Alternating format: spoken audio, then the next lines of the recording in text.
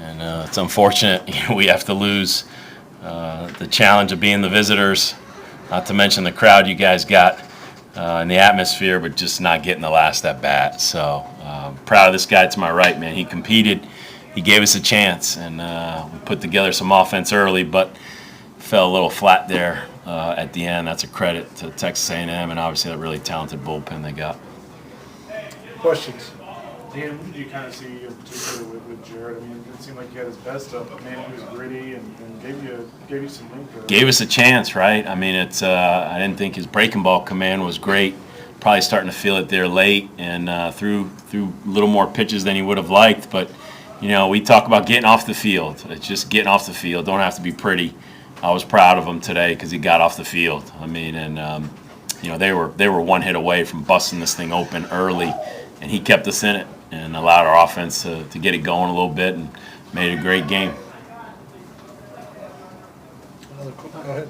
Dan, the one thing you could say about your team is consistency. A&M had bases loaded on 4 different occasions. You guys were able to work out of it. What does that say about your bullpen and more specifically your defense? I think we're very similar to A&M. I mean, they like to go to that bullpen and they trust it, and that's the way we are. I made maybe a few too many trips. I'm not used to making that many trips to the mound, but we keep telling these guys we trust them. And I was really proud of them tonight. They gave us a chance. I mean, it was fun to see, and because they were, like I said, they were one big swing away from putting a big crooked number up, and our bullpen kept us in it. A whole lot of fastballs tonight, and a lot of swing and misses on fastballs on their side. Is that something that you saw in the scouting report?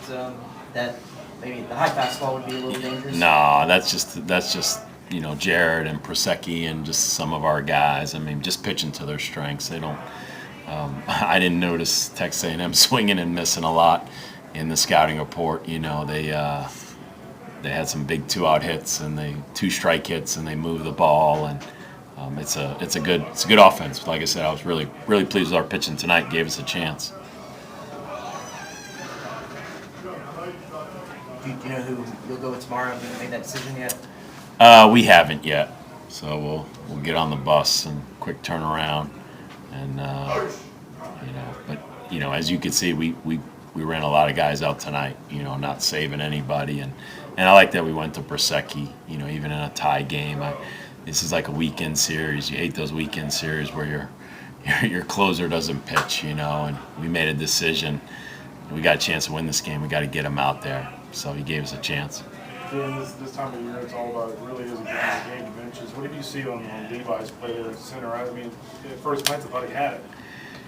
Yeah, as Jared will tell you, we're spoiled. We expect him to catch everything. And sometimes, the bar is so high, we get frustrated when it'll be a routine hit or that ball could be 10 feet over the fence for all I know, but we expect Levi to catch everything, and that's a credit to him and just what we've seen over the last few years. But I would say if he can't catch it, I don't know if anybody can.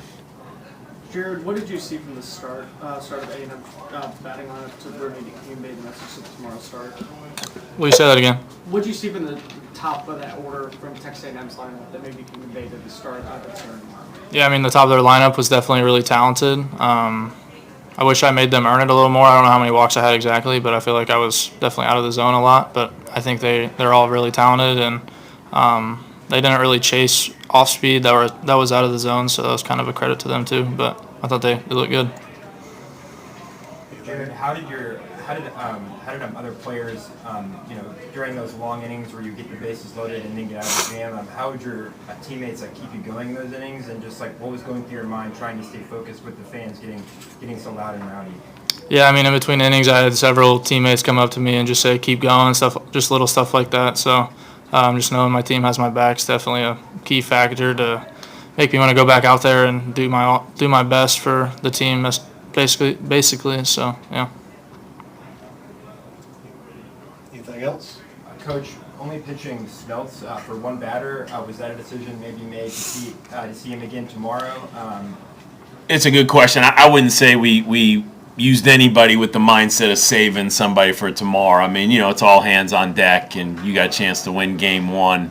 It was just matchups. It was just good matchups, and Smeltz was a good matchup for that guy, and we felt like Galvan was a good matchup. So it wasn't scripted. But yeah, there's several guys that you would think could bounce back tomorrow and or Sunday if we get that opportunity. Coach, you've been to Omaha before, and you've seen what crowds like those in Nebraska. Like, when you look at a crowd like tonight's game, is that something similar to what you could expect in the College World Series? And more specifically, have you ever been in a super regional with a crowd such as this? I think it's different than Omaha, because Omaha is, you say neutral. There's obviously certain fan bases that have earned the right to create a home field atmosphere because they take the time and the money and they get out there. So this is, I think, is much different than Omaha. I mean, this is obviously the advantage of being the national seed. We would have liked to have been the national seed, but we weren't. We weren't chosen that. So, my job as a coach to prepare these guys throughout the year. We go into some hostile environments, and I always say, hey, we might have to travel for a regional, or we might have to travel for a super regional, and it's just part of it. 8 teams got to go on the road, and you got to overcome. So I thought our guys did enough.